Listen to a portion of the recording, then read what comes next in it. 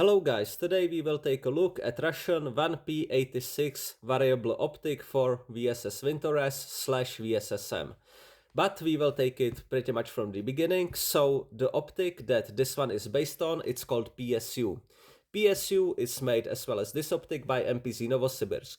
The ambition for the factory was to offer a much cheaper alternative to the Elcan, the Canadian optic, variable one, very famous type of optic. The main focus were IPSC shooters for the sport shooters, but the prototype was finished in 2012. Then 2014 came about, and of course the Western sanctions came into effect. Apart from the Elcan being that expensive optic, now it was even much harder to get it inside Russia. So in 2014, they revealed the commercial variant. The commercial variant was same variable optic. The outer shape was pretty much like this one. It only used coin batteries instead of the AA ones. The parameters were, as I mentioned, 1 to 4 optic, internal zeroing, unlike Elcan, because Elcan actually gets zeroed by moving the entire mount. The field of view was on 1 power 26 degrees, on 4 power 6.5 degrees. Eye relief 70 millimeters, total weight around 700 grams. Then 2018 came about, and this optic was as part of the modernization package for the VSS Vintores. Not exactly modernization package, but entirely new rifle. That rifle is called VSSM, the caliber of course same, subsonic 9x39, SP5, SP6 type of ammunition mainly. Main ambition was to modernize the entire platform and to replace the PSO optic. Also, as you can see, this one does not use the side rail, it uses the rail mount, standard Picatinny rail, let's say. This is second focal plane optic, so the picture actually don't get bigger with the magnification, so the bullet drop compensation reticle fits only when it's on 4 power. When it's on 1 power, your only reference port it's the center one that you zero at 100 meters.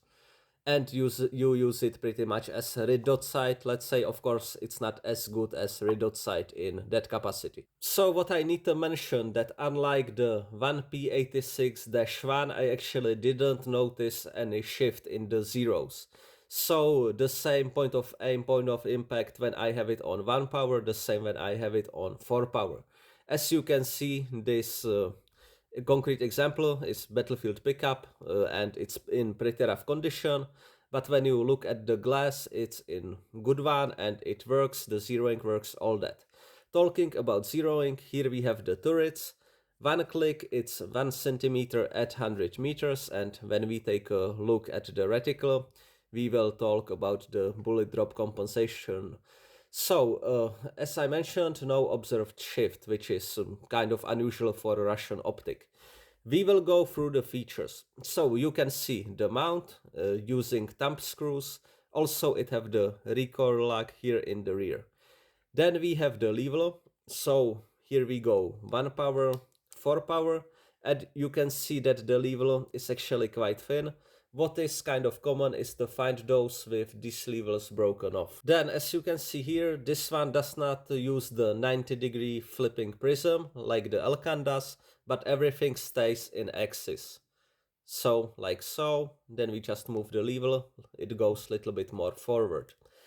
Also, it does not use the prism, because it uses separate piece for the reticles, so it's much easier to change the types of reticles in the factory for different contracts. In the commercial PSU variants, you could actually choose out of 4 types of optics. Here on the bottom, we have basically ports that go inside the optic that is used for the purging. So yeah, this optic is purged and can be then used in the wide range of temperatures, which is expected from the military type of optic. Here is your elevation. Here on the side is your windage. Also, as I mentioned, it uses a single AA battery for the power, for the illumination of the reticle. And with this knob, you make the reticle more bright or more dim. What is very interesting that the light that go on the reticle, it's really weak.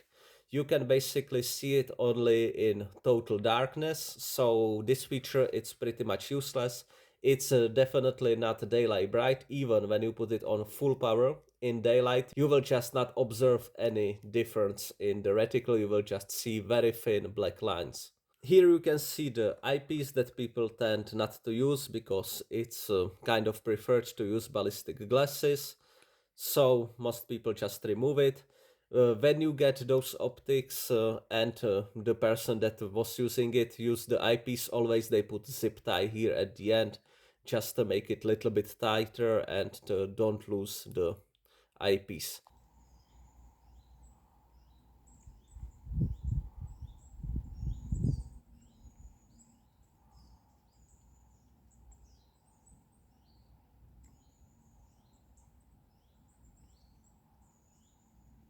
Now let's take a look at the reticle. It's exactly the same one like in the video about 1P 141 night vision scope, also for VSSM, because it's part of exactly the same modernization package. So once again, here the center dot, it's your 100 meter zero. Then we jumping 100 meters to top of this line, that is your 200 meter zero. 250 here in the bottom, top of this line, 275. 300 the cross in the middle, then 325 bottom of this line, 350 top here, 375 here, and top of this arrow is your 400 meter zero, which is also the maximum range for this type of optic. What you will notice immediately is how extremely fine those lines are inside the optic. So you can't really quickly acquire target. It's just impossible. This is sniper scope, so you really need your time to find the reticle, place correctly the spot on the target, and that's about it. Also, there is a rangefinder on the right side, and that refers to 1 meter at 100 meters. What is very common damage when you get those examples as trophy ones are the covers of the turrets. They are plastic and also they have these very long fine threads. What is very common is that this cap becomes stuck on the turret, then you twisting and you actually pull out the entire turret because this one is held only by those very little fine screws, so you can basically remove the entire turret. Under that, usually there is also little play in the turrets themselves precisely because of this reason. For example here. But even when you got little play like this, practically when you shoot it at 100 200 meters, this play that doesn't really do much, but this is just something to note. Again, you can see this very small fine little screw. Also in the 1P86-1 they actually removed a lot of those little problems. They made, for example, the threading in the covers much shorter, so there is less friction, but usually this damage is what appears on those examples. From user point of view, I mentioned the very thin reticle and it was real shock for me. Indoors it looks like no-go, but once you actually have it outside, you shooting, you zeroing, all that, it actually become much less of a problem. Also, yeah, the BDC reticle, to use it effectively, yes, it's possible, but it really takes some time to get used to, precisely because people tend instinctively go into the cross and use the cross as your 100 meter zero. No, your 100 meter zero, it's right here. Also, one very minor issue that I found when you shoot it from left shoulder, and because of the recoil, this tends to hit you into the forehead. Also, you can see the brightness setting. You have 4 here in total marked. Also, the same is in the optic, but here you actually get many more steps because we have 1, 2, 3, 4, 5, 6, 7, 8, 9, 10, and then you are at the end. So you have 4 settings marked, but you have actually 10 settings in total. I really don't know why is that. Maybe just some manufacturing rationality to just use, I don't know, one part for many different types of optic, can be something like that. Generally speaking, you could find those around. Yes, they are still very rare. In 2022-23 they were around, but currently it's just impossible to get those. One of the reason is just as the battlefield changing, find somebody with Wintores or with VSSM, it's simply impossible currently. So those becoming increasingly rare. This one is just part of reference collection to be shown to the people what they can expect on the enemy.